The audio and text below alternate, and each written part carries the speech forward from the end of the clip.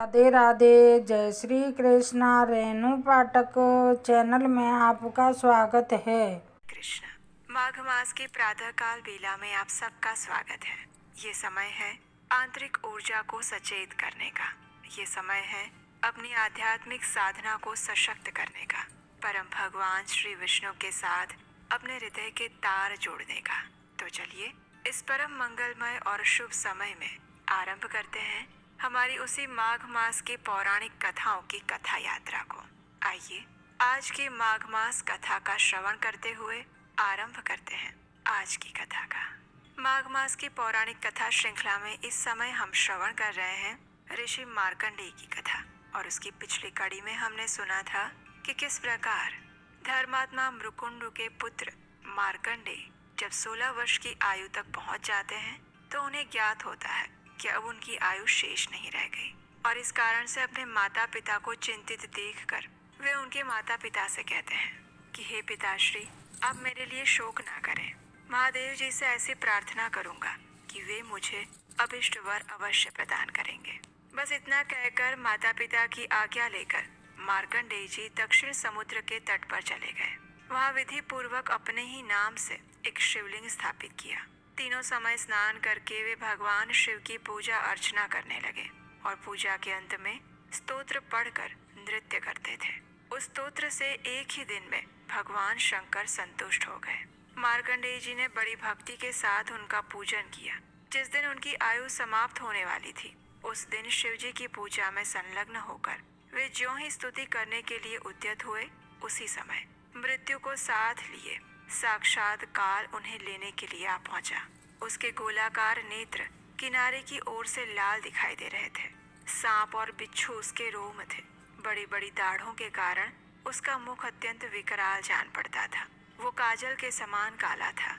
पास आकर काल ने उनके गले में फंदा डाल दिया।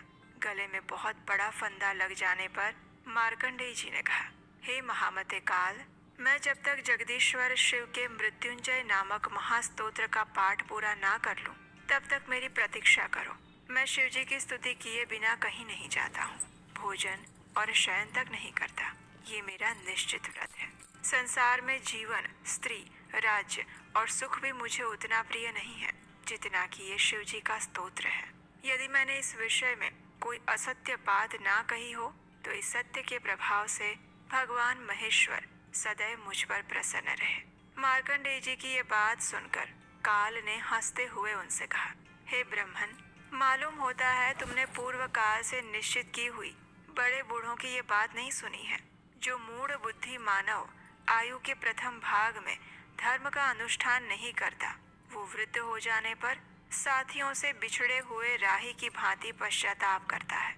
8 महीनों में ऐसा उपाय कर लेना चाहिए जिससे वर्षा काल के 4 महीने सुख से बीते। दिन में ही वो काम पूरा कर ले जिससे रात में सुख से रहे। पहली अवस्था में ही ऐसा कार्य कर ले जिससे बुढ़ापे में सुख से रहे, और जीवन भर ऐसा कार्य करता रहे जिससे मरने के बाद सुख मिले। जो कार्य कल करना हो उसे आज ही कर ले, जिसे अपराह्न में करना हो उसे पूर्वाह्न में कर ले।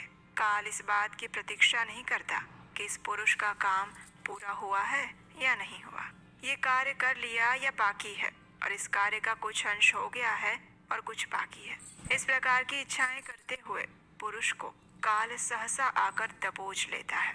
जिसका काल नहीं आया है वो सैकड़ों बाणों से बींध जाने पर भी नहीं मरता, और जिसका काल आ पहुंचा है वह कुश के अग्रभाग से छू जाने पर भी जीवित नहीं रहता।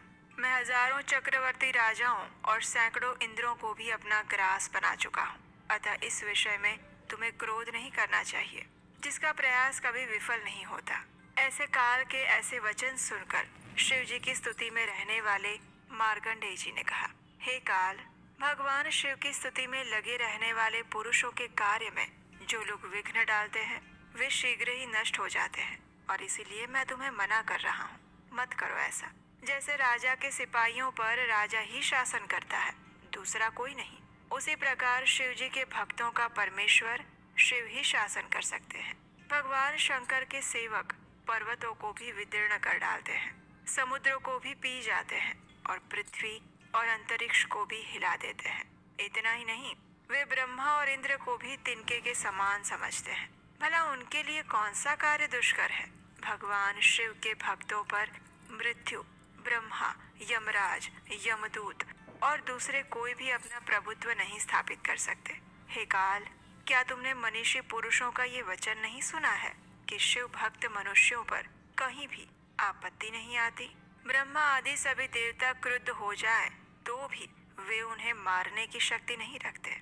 मार्कंडेय जी के इस प्रकार फटकार लगाने पर भगवान काल आंखें फाड़ फाड़ कर उनकी ओर देखने लगे, मानो वे तीनों लोगों को निगल जाएंगे। वे क्रोध में आकर बोले, अरे ओ दुर्बुद्धि ब्राह्मण, गंगा जी में जितने बालू के कण हैं उतने ब्रह्माओं को इस काल ने संहार कर डाला है। इस विषय में बहुत कहने की कोई आवश्यकता नहीं। मेरा बल और पराक्रम देखो, मैं तुम्हें अपना ग्रास बनाता हूँ।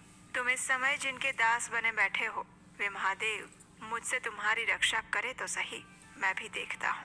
जैसे राहु चंद्रमा को ग्रास लेता है, उसी प्रकार गर्जना करते हुए काल ने महामुनि मार्कंडेय को हठपूर्वक ग्रसना आरंभ किया और उसी समय परमेश्वर शिव उस लिंग से सहसा प्रकट हो गए।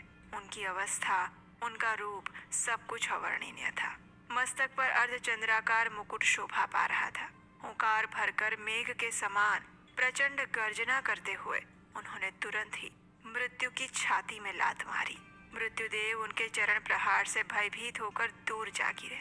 भयंकर आकार वाले काल को दूर पड़ा देखकर मार्कंडेय जी ने पुनः उस स्तोत्र से भगवान शंकर का स्तवन आरंभ किया।